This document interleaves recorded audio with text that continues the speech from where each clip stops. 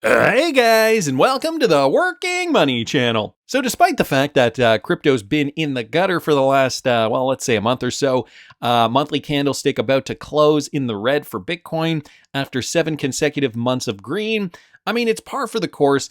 We have been due for a big correction. Altcoins are also correcting. All this said though, guys, we know the crypto bull run is in full effect. Cryptocurrency is going to continue to rally throughout 2024 and into 2025. That's just a fact. And one indication of this, guys, one thing that we have not seen for a while is the big high-profile celebrities endorsing cryptocurrency. This courtesy of ISO 20022. Let's do it here. Crypto.com just dropped a new commercial with Eminem as the face and voice. This marks a notable return of high-profile celebrities endorsing cryptocurrency following the decline after the FTX collapse. Now, the acclaimed rapper Marshall Mathers, widely recognized by his stage name Eminem, promoted the company's advertisement. And here's a quote, "You know what it's always been." Mathers posted on his social media platform X to his 22 million followers on Friday. And guys, here is the advertisement if you have not seen it already. Watch this. They ignored your potential, dissed your achievements, and mocked your ambition. But it's not the critic who counts, and you know that. From the beginning, you couldn't be stopped. Breaking resistance with every swing and block. Your game plan never changed.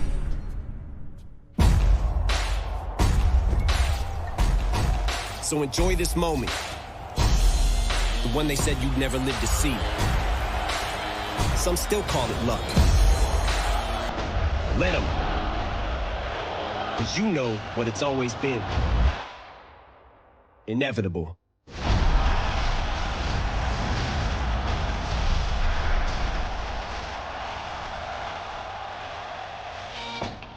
I like that one. Fortune favors the brave. Some people say it's luck, but you know it's inevitable. And I mean, if it's your first bull run, you might be afraid of, what you have been witnessing thus far with the Bitcoin price trend just kind of halting and stalling. If you guys didn't catch yesterday's video, I did talk a little bit about this. I will link that up here in the top right-hand corner. We still have a ways to go. I'm very positive on cryptocurrency personally. And now that we're seeing these, advertisements with high-profile stars popularizing this latest bull run, I have a feeling that the best is yet to come. And, this is just one in probably a new series of cryptocurrency commercials that we're going to see in the coming months. So wanted to thank ISO 20022, Let's Do It, just for posting that. Now, Chad Steingraber here, guys, notice this. Grayscale premium on the XLM basket. Okay, the NAV, the actual asset value, is $10.21 per share. The share price is being purchased at $47.01, which is a $36 premium. Now, you got to remember, Grayscale has to purchase enough of whatever cryptocurrency they decide to hold in their basket to be able to justify selling these to their clients. So these fund premiums can go insanely high, or the prices can go insanely high when the demand is there. So guys, we are already seeing this. We did see this occur for XRP a few weeks ago. I did a video on that, which I'll see if I can find. I'll link it up here in the top right-hand corner. Now we are seeing it, guys, for Grayscale and the XLM Trust. So, I think it's down here. Chad brought it up from March 10th. So it was a video I did in and around there with XRP. What is a premium for institutions? Well, when the fund price is higher than the price of the underlying asset, they are paying a premium. And at this point in time, XRP was, that's XLM there. What was this going for? XLM? No, this is still XLM. Oh, here is XRP. Right down in here, Grayscale, Solana. That was trading at an 873% premium. Guess what the institutional premium is going to be for XRP? I feel like Chad also posted an XRP one, but it doesn't look like it is posted here. Anyway, check out that video that I recently just posted in the top right-hand corner for more information on that. I guess just to say, look, cryptocurrency becoming more popular and companies like Grayscale obviously having to charge this premium because the demand is so high. So I wanted to thank Chad just for pointing that out. On top of which, guys, the best tag team in crypto, Ripple and Medico, will be silver conference sponsors for the upcoming Crypto Valley conference in Switzerland. That is happening in June. So this just came out from the Crypto Valley Association. Ripple and Medico will be silver conference sponsors. Like two peas in a pod, of course. These two companies have now been working together for about a year, and we're probably going to see them pop up more often than not in the coming months. So I wanted to thank XRP Drops just for posting that. Going to keep an eye out for that.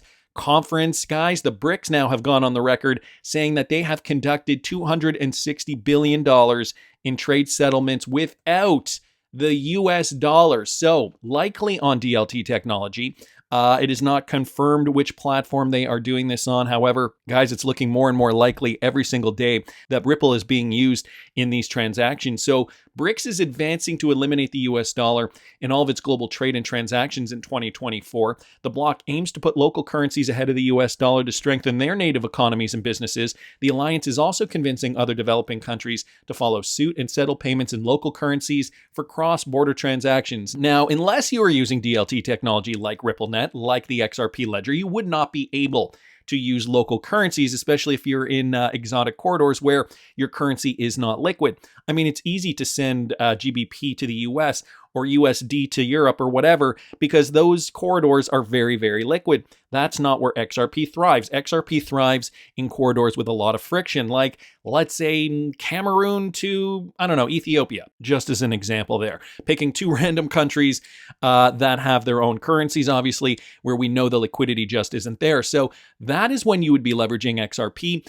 And as more of these countries are joining the BRICS nations, we're going to see this occur more and more often. So this is what's happening. Again, China, Russia recently did sign a trade agreement where they will use local currencies up to $260 billion. The trade deal will be initiated to settle payments in exchange for commodities purchases between the two nations. Both Russia and China will settle payments in the Chinese yuan and the Russian ruble, and not the US dollar. So again, this is just the first step towards the de-dollarization.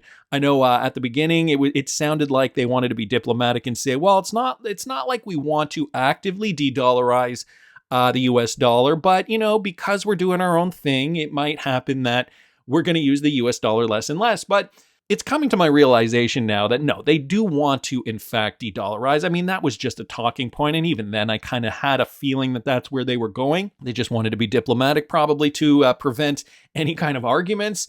And even when Vladimir Putin was interviewed within the last couple of months by Tucker Carlson, he was even saying that the de-dollarization is growing, that Russia is continuing to use their own currency for trade with China and with other countries as well. So because of technology like the XRP ledger, this is becoming more and more of a reality for a lot of these countries that do still want to use their own currency in trade. So $260 billion worth of trade between Russia and China alone. That is not even considering all the other BRICS members that have signed up. So that's some interesting news there. Wanted to thank BRICS News for posting that. Guys, Ripple payments partner Airwallex has expanded payment acceptance to the United States. This just kind of popped up. Interesting considering Airwallex is not an American company. They have expanded into the US to accelerate their development process and optimize cross-border payments for their customers. Following this announcement, the service provided by Airwallex are expected to offer customers and businesses a localized and secure multi-currency shopping experience, as well as the possibility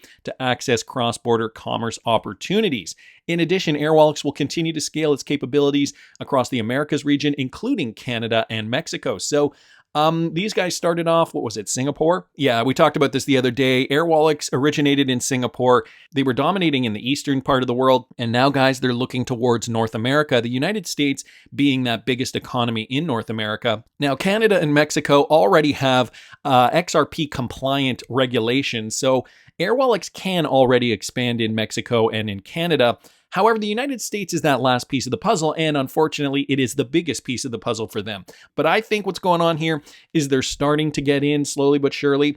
So, moving towards Canada, Mexico, again, this is beneficial for their bottom line at the end of the day. And sneaking their way into the United States, I think, even if they're not using XRP at this moment in time, they want to set the system up so that they're ready to use XRP once we do have that ultimate clarity. And, this is why we're starting to see this happen now, coming towards the end of the SEC lawsuit when it comes to Ripple and XRP. And so here we have it, Airwallex now expanding into the US, guys, for localized multi-currency shopping experiences where they can process different types of currencies for different types of customers. So that is positive news as well. Wanted to keep moving along because I happen to see this too, guys. This is a new service from BMO. They're a Canadian bank. They're offering mobile check deposits. So check this out. This is from their website here, a screen grab courtesy of ISO 20022. You choose to put your money in for the standard mobile deposit. Okay, so that is free. Your funds will generally be available 1 to 2 business days after your check is approved. That is the manual process if you want to do it for free. But if you want to spend only $1, you get immediate access to your funds for cash withdrawals and debit card purchases. So that is a $1 price. Now, you got to think to yourself, this is going to lead to a fee war, as ISO 20022 Let's Do It Here puts it. That's cheaper than what Uphold charges for instant withdrawal. Let the fee war begin between the banks and exchanges. So, this is exactly what we predicted back in 2018 because it's so cheap to transfer over the XRP ledger. Oh yeah, and by the way, BMO has been a Ripple partner for a while. Since October 2016, major Canadian banks involved in blockchain trials have been doing this. Again, this was the trials back in 2016, but since then, we have seen a lot of these banks. I think all 5 major Canadian banks have jumped on board with Ripple technology. So Financial Technology Consortium R3 and a group of 12 global banks, including Bank of Montreal, which is BMO, Bank of Nova Scotia, CIBC, and Royal Bank, which is RBC, tested the concept of using distributed financial technology and digital assets to carry out interbank cross-border payments. And again, down here, they talk about XRP being that digital asset used through the startup Ripple at that time. And so now we have BMO guys looking to transfer funds for $1. And like I was saying, this is what we were talking about back in 2018. It's going to be a war of the fees. How low can you go when it only costs fractions of pennies to send payments over RippleNet? Like, are the companies going to say, okay, let's just make our fees relatively comparable so that we can all kind of compete in our own realm? Is it going to be that banks undercut each other? It's an interesting question. I don't know how this is going to shake up, but we're already starting to see the first inclinations of this. I don't know if that's the right word, but the first sightings of the fees getting lower and lower. I mean, it used to be so expensive. You used to never be able to get immediate access to your funds, but now for only $1 you can, and that is courtesy of DLT technology, RippleNet, running over the XRPL through Ripple partner BMO. So wanted to thank ISO 20022 Let's Do It for posting that. This next observation from Smoke is not new, but I thought it would be important to talk about today. The BIS, the IMF, and the FSB have been working together to develop an alternative to the US dollar. I mean, considering we are now seeing, this in the news, BRICS conducts $260 billion worth of trade without the US dollar. It's probably important that we address this, okay?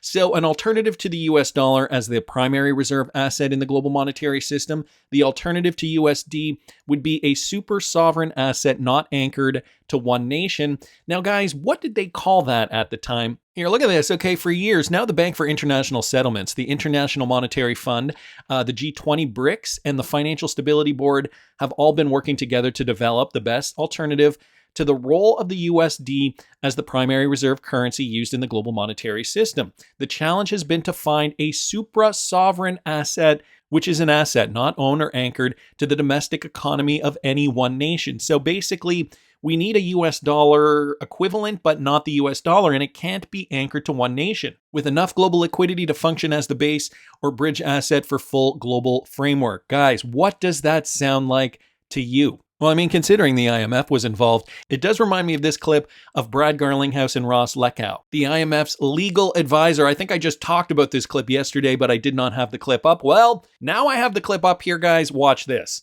You want to take one? Go for it. The first one's for you. IMF. Do you see IMF holding crypto assets in the future? I did not put that up there. Remember, I'm from the legal department. I'm supposed to be very conservative about these things. I don't want to go into great details about Maybe the I IMF. should take what the IMF is going to do. I think we stunned Ross into silence with that one. For that to happen, okay, under the current legal framework, some country would have to use a crypto asset as its currency.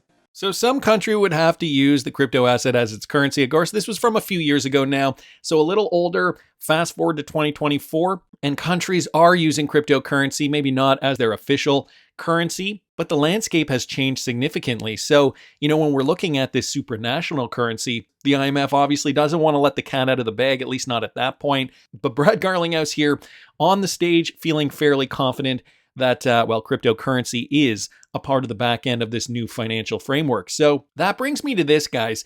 BIS, IMF, FSB, okay, looking for a supra-sovereign asset that can serve the liquidity needs for the full globe. Here in this paper, guys, they mention the super-sovereign national asset. They talk about the digital fiat currency.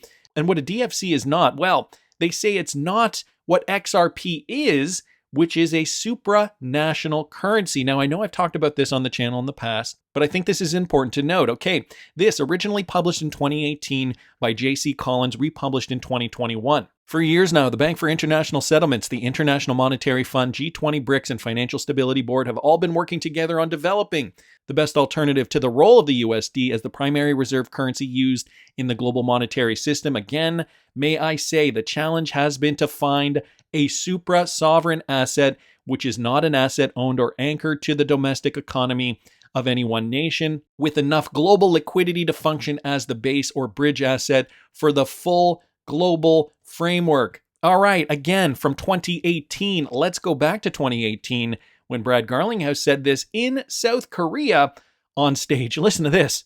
Issued 100 billion XRPs will be enough to cover once the X-Rapid service scales to a global full scale, or would there be a shortage?